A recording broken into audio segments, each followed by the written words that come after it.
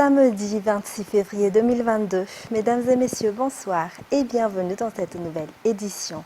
À la une de l'actualité, le président de la République, Ange Radouel, a effectué une descente à Anous Béanal ce matin pour venir en aide aux victimes des intempéries. Cette ville est actuellement devenue enclavée. Mis à part la restauration des infrastructures détruites et la distribution de vivres à la population, la réhabilitation des routes est également prévue. Les détails avec Judy Kael Rangeniri. Cette portion de route relie Mouramang et Anous Béanal. Les routes deviennent boueuses après la pluie.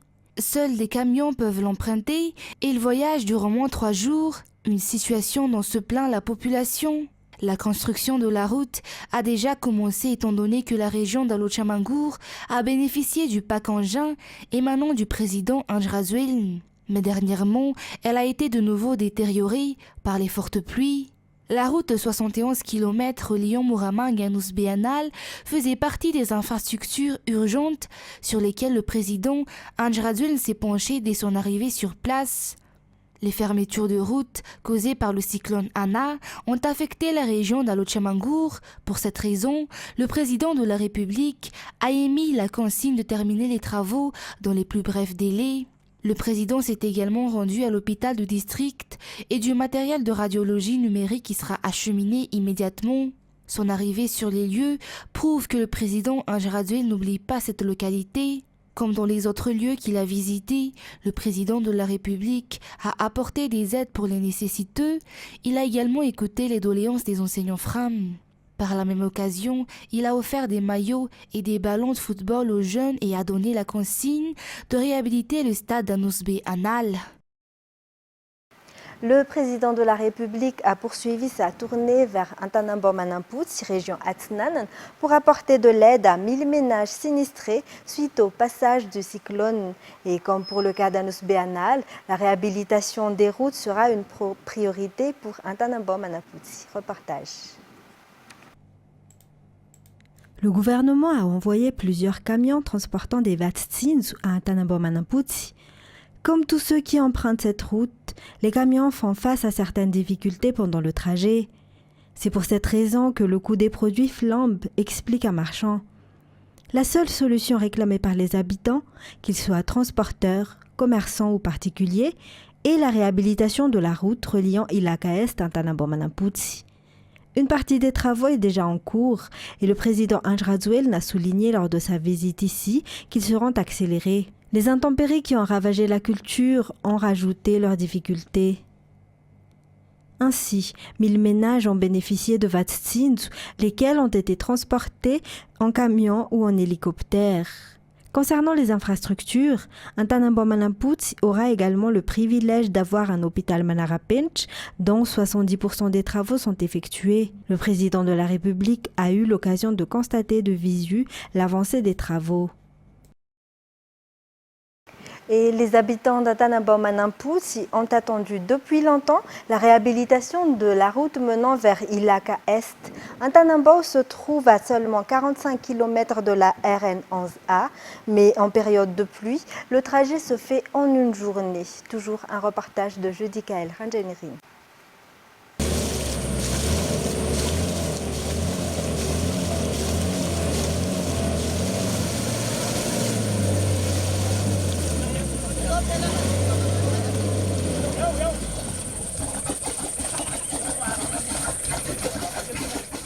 Vu l'état de cette route menant à Antanambo-Manamputsi, il n'est pas accessible à tous les véhicules, et même les véhicules tout-terrain. Cette route demande habileté et technique. Fedol Giama fait partie des habitués, car il fait souvent le trajet d'Ilaka Est à Antanambo-Manamputsi. En plus de ses compétences routières, il entretient fréquemment sa voiture.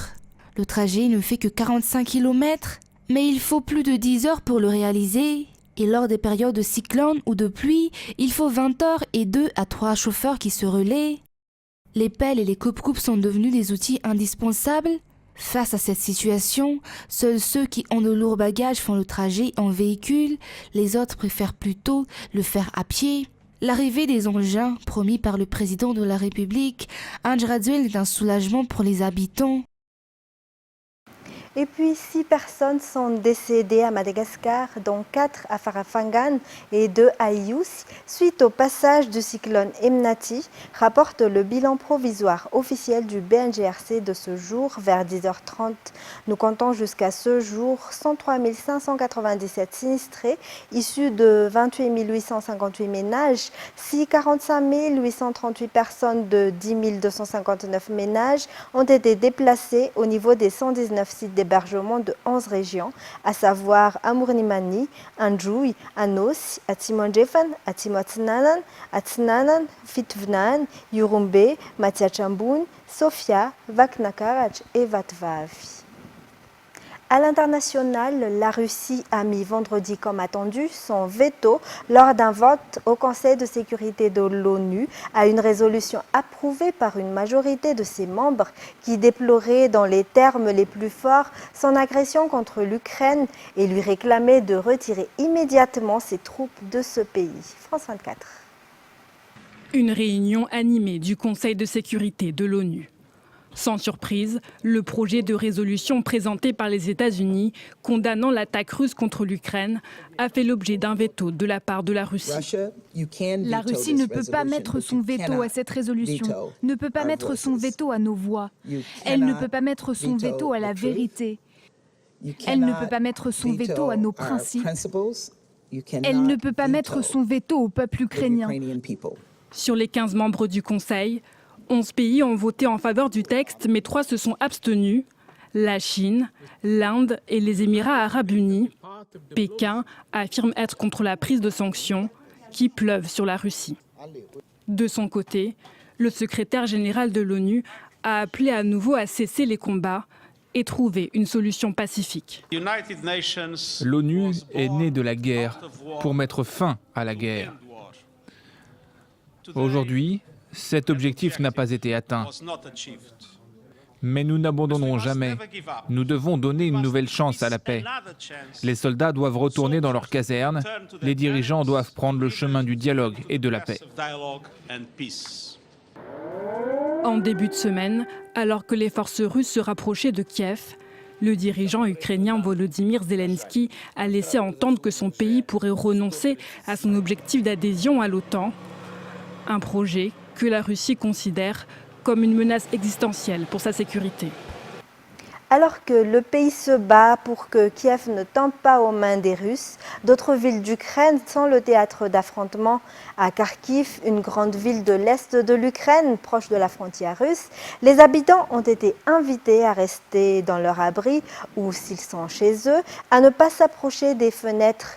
Les combats sont intenses et les bombardements fréquents dans le centre-ville. France 24. C'est l'une des positions de l'armée ukrainienne, au nord de Kharkiv. Dans le champ juste derrière, un char russe détruit et encore fumant.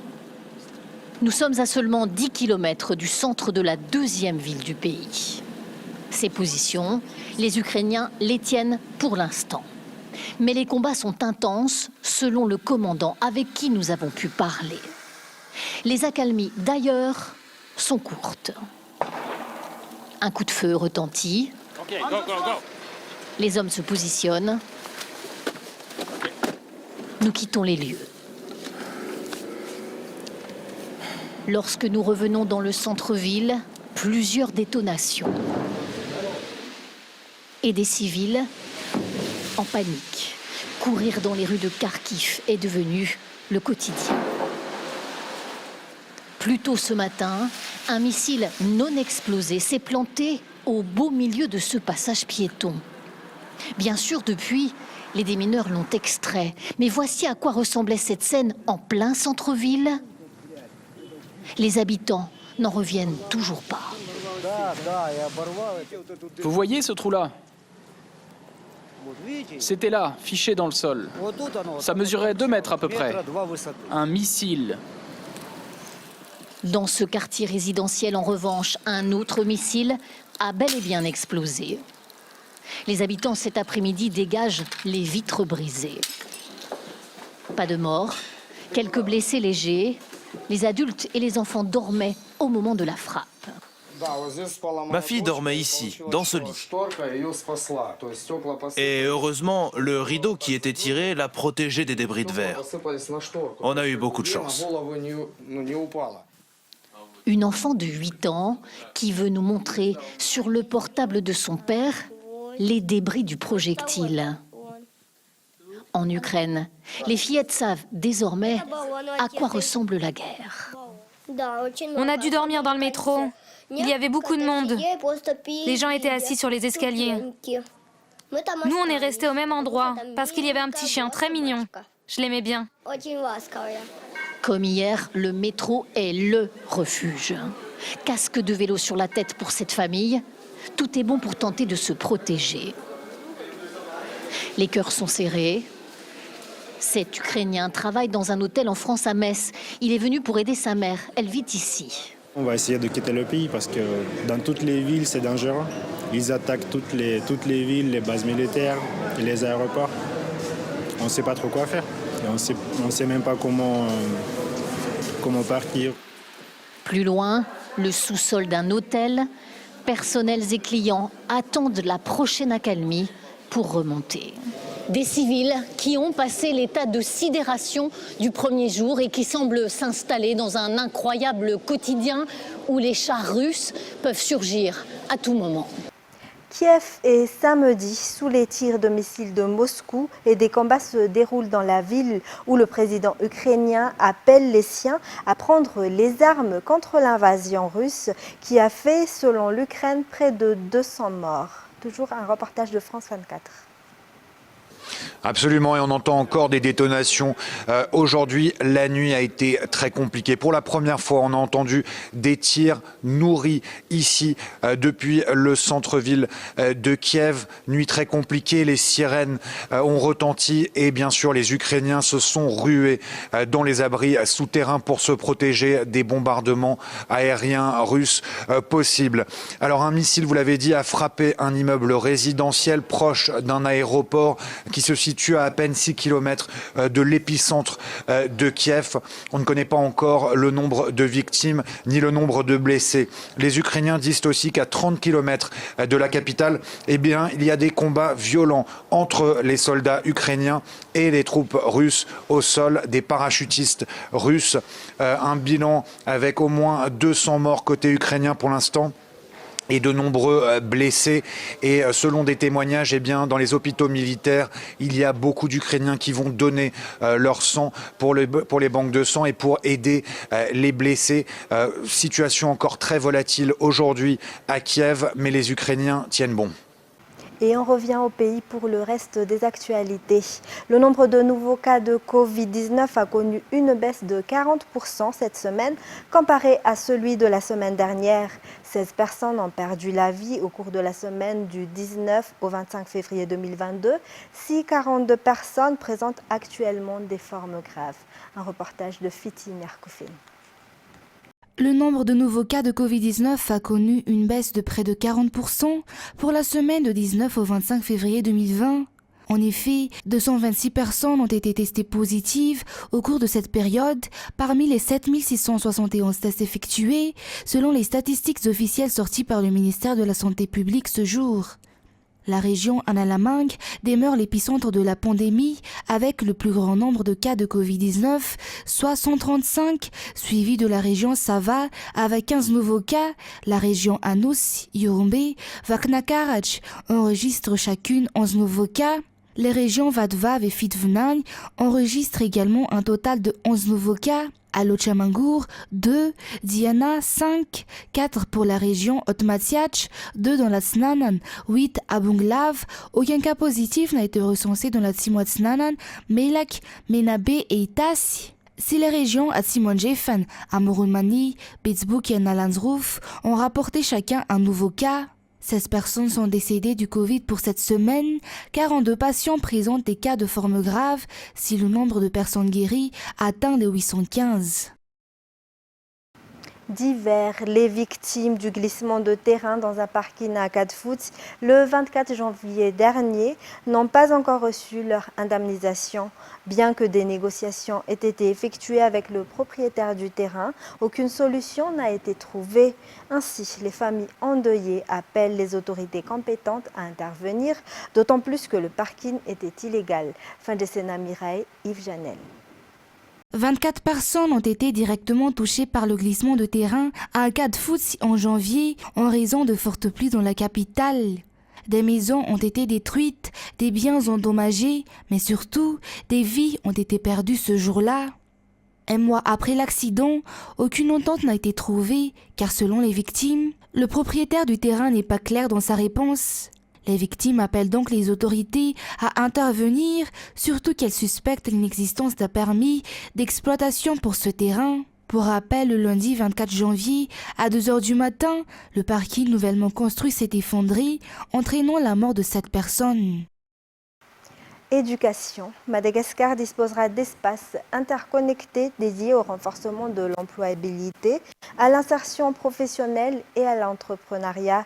Le CEF ou Centre d'emploi francophone d'Antananarivo a été inauguré jeudi dernier avec la collaboration du Mesupress, de l'Université d'Antananarivo et de l'AUF ou Agence universitaire francophone. Les détails. Beaucoup de jeunes sortants de l'université sont actuellement au chômage. Il y a aussi ceux qui veulent être indépendants et créer leur propre entreprise. Cependant, cela n'est pas facile à accomplir car il y a beaucoup d'étapes à franchir et de formations à suivre. C'est pour cette raison que le Centre d'employabilité francophone d'Antananarivo a été créé. Ce centre permettra aux jeunes de rencontrer des employeurs ou de se documenter sur les offres d'emploi ouvertes et de bénéficier d'un coaching. Ils peuvent s'y former et améliorer leurs compétences grâce aux séminaires, conférences et autres activités animées par des professionnels. Le centre ouvre également l'accès à des certifications professionnelles en langue, informatique et gestion de projet. Le centre a été officiellement inauguré jeudi dernier à Antananarivo, tandis que celui de Fianarantsoa ouvrira en mars. Elle ne s'arrêtera cependant pas là, mais s'étendra à toutes les implantations universitaires selon le ministère de l'Enseignement supérieur. Et la saison des pluies est également la saison des reboisements. Pour atteindre l'objectif du président de la République qui est de rendre sa verdure à Madagascar, plusieurs associations et sociétés ont effectué un reboisement ce jour. Les détails.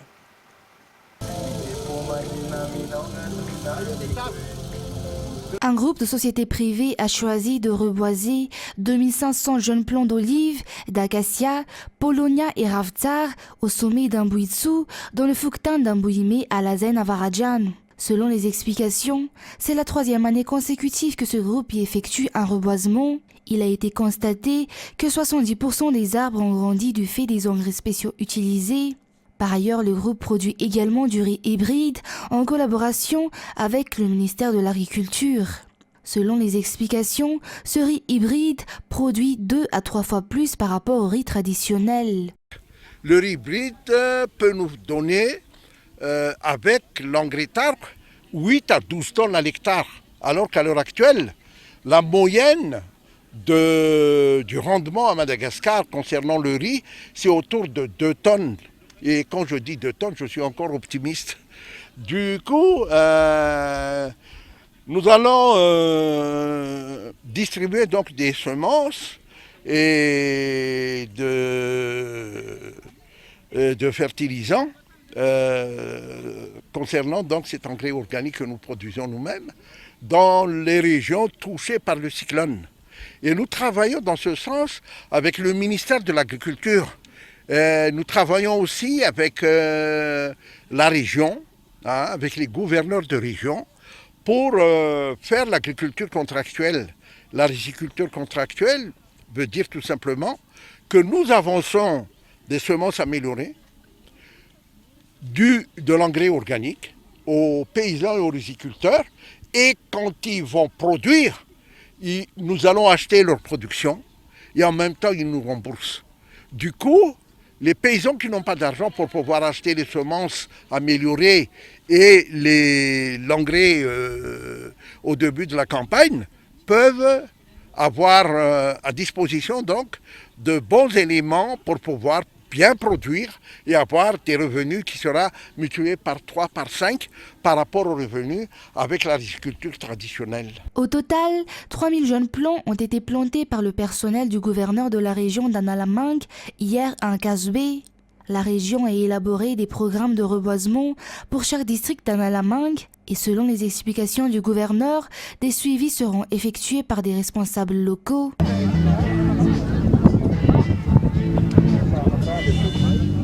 Les arbres, patrimoine vert pour les générations, c'est le leitmotiv des natifs de Tuléar ou Fisafato qui ont décidé d'effectuer un reboisement dans la commune de Bungatsar. Cet événement se poursuivra dans tous les districts selon les explications du premier responsable de cette association et non moins questeur à l'Assemblée nationale, Henri Jean-Michel.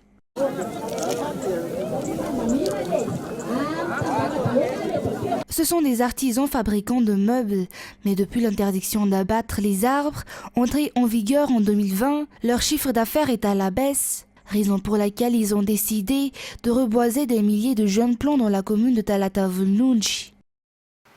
Et puis la CENI est actuellement en train de finaliser la mise à jour de la liste électorale. En effet, la refonte de la liste électorale renouvelable tous les 10 ans fait partie de l'atelier qui s'est tenu pendant 3 jours et s'est terminé hier. Cette liste électorale sera la première garantie de stabilité pour que tous les inscrits puissent voter, explique le président du CENI, Dame Arsène Ndjianarsedou. Et parlons un peu de météo pour terminer. Une vigilance jaune est lancée pour Analamang et à Lochamangour. Des cumuls de précipitations supérieurs à 60 mm par 24 heures sont à craindre dans ces régions pour aujourd'hui et demain, selon les explications de Météo Madagascar. Une forte concentration nuageuse est actuellement présente dans le sud-est de Madagascar, selon la Météo Madagascar.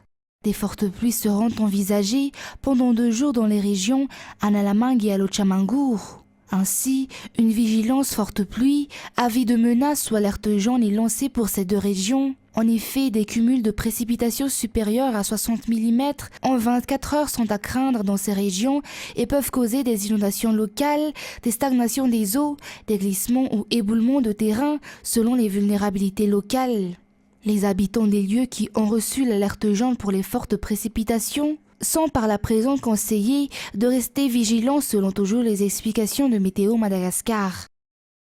Mesdames et messieurs, c'est la fin de cette édition. Merci à vous de l'avoir suivi. Restez avec nous. Le premier film de ce soir sera Marry Me de Jennifer Lopez et Owen Wilson. Bonne soirée en notre compagnie. Au revoir.